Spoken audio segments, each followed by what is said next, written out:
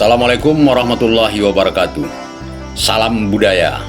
Selamat bertemu kembali di liputan Jurnal Minang yang khusus meliput tentang seluk-beluk kebudayaan di Minangkabau.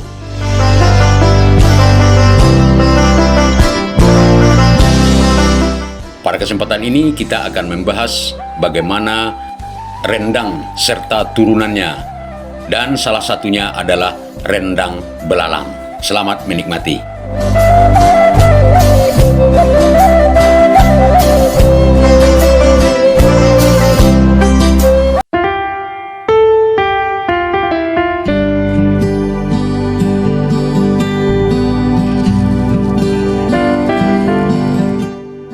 Rendang belalang merupakan salah satu kuliner tradisional yang ada di Luak Nantuo atau Kabupaten Tanah Datar. Rendang belalang dikenal sebagai sebuah turunan rendang yang lezat karena memiliki bumbu yang terbuat dari aneka ragam dedaunan yang ada di sekitar masyarakat setempat. Misalnya dari Jorong Kubang Landai di Kecamatan Tanjung Emas masih ada beberapa orang maestro yang bisa membuat rendang. Bumbunya terbuat dari misalnya dedaunan, ada daun udiang, ada daun kunyit, ada daun capo, dan sekitar 20 macam aneka dedaunan.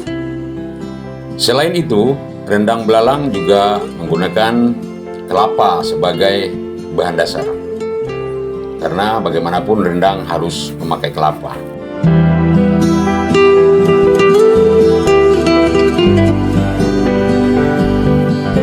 Rendang belalang juga menggunakan bahan seperti cabai, garam, dan lain sebagainya. Namun, pada saat ini yang agak susah dicari adalah belalang tersebut.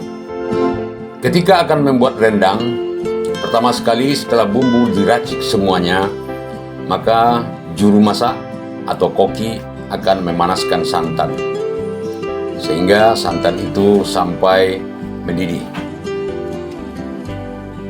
Dengan sabar dan teliti, mereka mulai mencampur sedikit demi sedikit bumbu tersebut. Sebelum dimasukkan bumbu tersebut, sudah dibuat takarannya sesuai dengan ukuran yang standar yang pernah dipakai oleh para tetua dahulunya. Satu persatu bumbu tersebut dimasukkan ke dalam santan yang hampir mendidih dan diaduk hingga merata.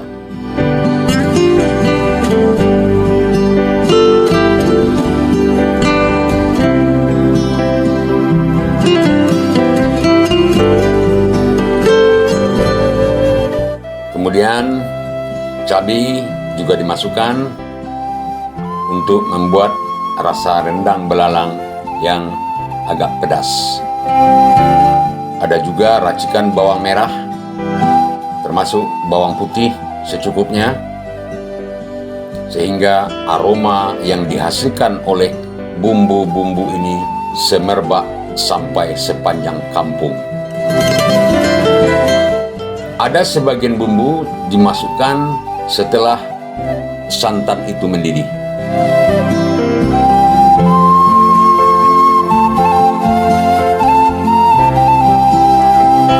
Dicuci bersih dan dihaluskan lagi, namun ada juga beberapa yang dimasukkan dalam keadaan masih utuh, cukup dibuat seperti ikatan-ikatan tali temali, kemudian dimasukkan ke dalam santan yang sudah mendidih tersebut.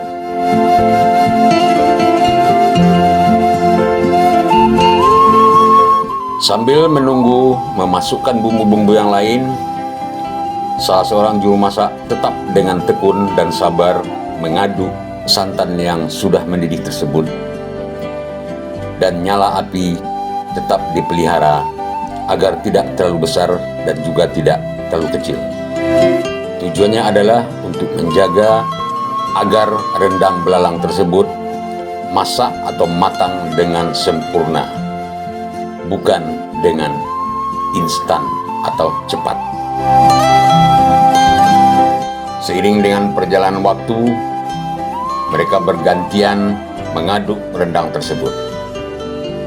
Di sini kita bisa memetik pembelajaran bahwasanya dalam membuat rendang belalang itu ada nilai kerjasama yang luar biasa.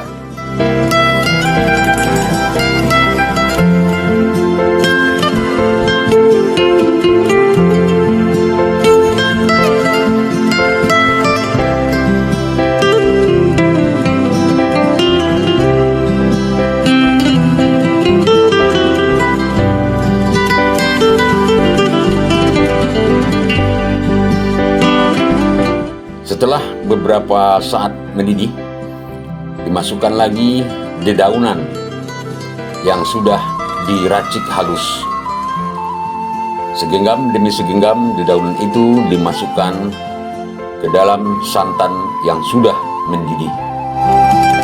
Diaduk secara pelan-pelan sehingga semua bumbu itu menyatu dengan santan dan bumbu-bumbu lain yang sudah dimasukkan sedari awal.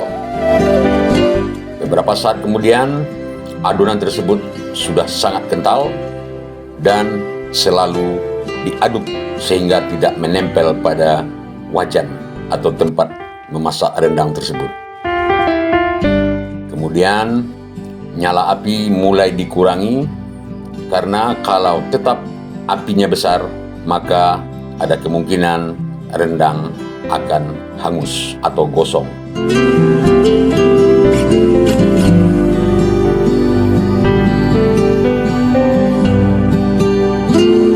Setelah kental sekali, maka belalang yang sudah dibersihkan dimasukkan ke dalam adonan yang sudah hampir matang.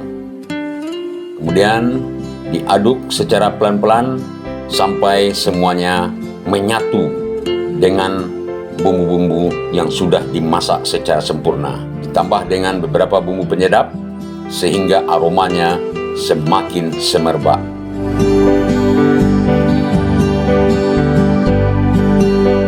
Jangankan penonton, juru masak sendiri terlihat seperti bernafsu ingin memakan rendang tersebut meskipun dalam keadaan panas.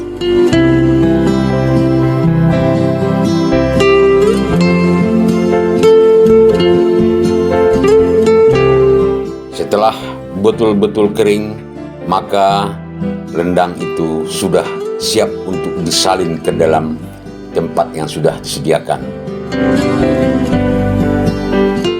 Kemudian rendang siap untuk disajikan. Demikian pemirsa, Jurnal Minang melaporkan dari Kubang Landai, Kecamatan Tanjung Emas, Kabupaten Tanah Datar. Sampai jumpa pada liputan kebudayaan lainnya pada masa mendatang. Assalamualaikum warahmatullahi wabarakatuh.